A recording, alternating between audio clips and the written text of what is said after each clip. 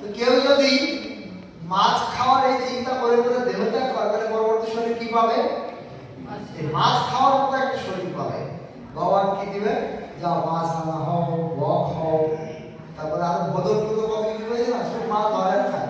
রান্না করার কোনো ঝঞ্ঝাট নেই, ধরো আর খাও, ভগবানের মতো কি পাবে, তাই কি না?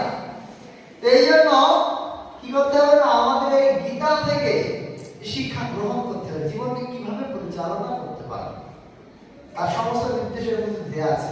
সারা জীবন কি চিন্তা করে জীবনকে কাটানো উচিত, মৃত্যুর সময় কি চিন্তা করতে হবে, কেমন চিন্তা করলে করে দেহ ত্যাগ করলে কি শরীর পাবেন, এরকম বর্ণনা করা আছে।